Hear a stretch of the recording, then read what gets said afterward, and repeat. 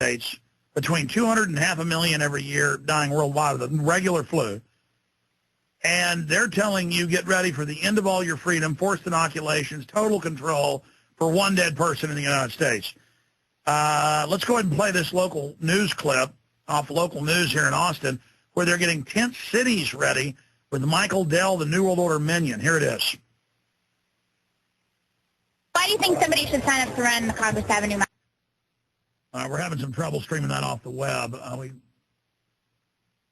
Okay, yeah, the problem is that it refreshed. We're playing these ads off the web. We ought to start having a hard drive where we capture these, and then we can just play them, because these stupid news sites, it's not a YouTube or Google, they just have the worst players, and it'll be working, and you try to play it and it doesn't work. Well, we'll play it in a minute coming up with Alan Watt, and be sure and send that to the guys to link to that up on Infowars.com and PrisonPlanet.com. But let's go ahead and bring Alan Watt up. Alan, I haven't talked to you before the show. I have no idea what your view is of this, but I would imagine it's probably similar to mine. Give us your breakdown of what's happening with the fear-mongering right now with the pretty much imaginary flu.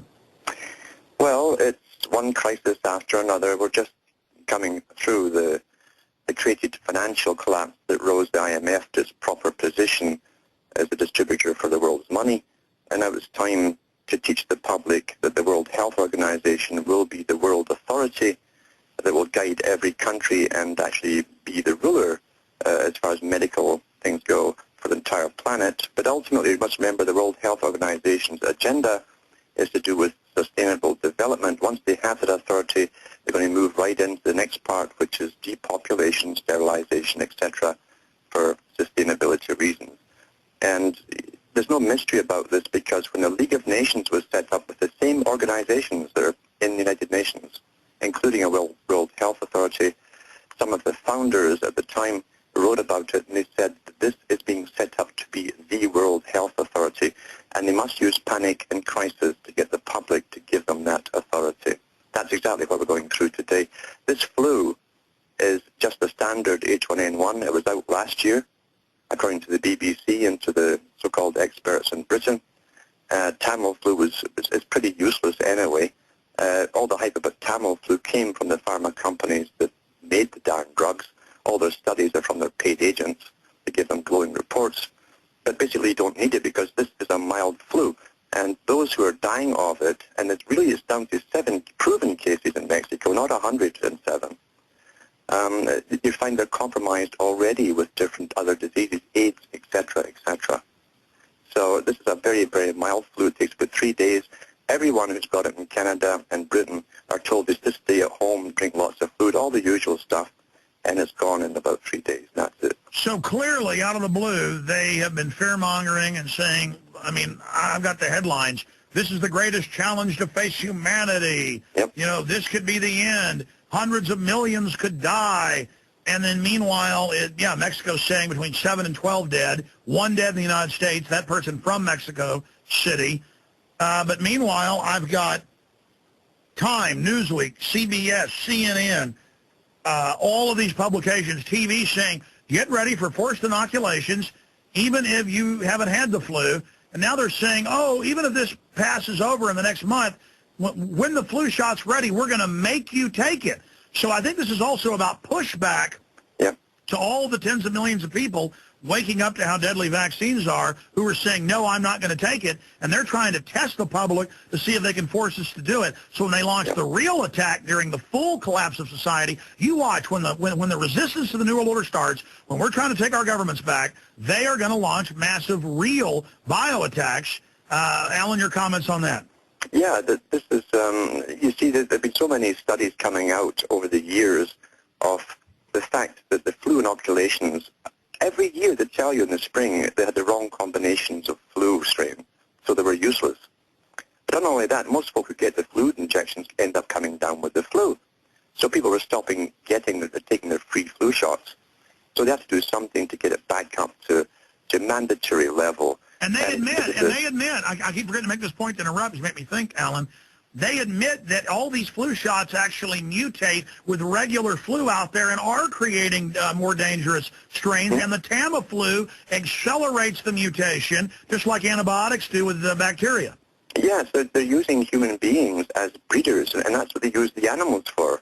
That's how they breed the viruses, either in chickens or some other kind of animal, or human fetal tissue. And now they're using living people, and everyone who gets a shot becomes a breeder, and they shed the virus wherever they go. Yeah. It's just absolutely amazing. Alan, why do you think Napolitano came out and said, oh, well, this one's probably no big deal, but the next one, it's coming, it's going to be huge. Yeah, I know. And then flying Air Force One to the middle of buildings with F-16s literally 50 feet away, and then it came out in memos, they terrorized them on purpose but said it's secret. What is behind that? But we'll never get the whole story. In fact, we never get the real truth about anything, to be honest with you. As I say, we're living at an age where we have so many distractions and crises, and we're rolling now from simply one crisis to another. But what is interesting is that out of every crisis, the institutions at the world, the United Nations, are risen up. That's always the solution to their global authority positions with IMF, the World Bank, etc. Now we're seeing the same thing with the health. Now they're on a roll for complete domination of the planet because the United Nations was set up, remember, as a front by the big foundations and the Rockefellers, etc., to be the world authority. So this is the century of change for globalism, where they bring this whole structure in, and they can only do it through crisis creation and offer the solutions, which, of course, was the plan all along.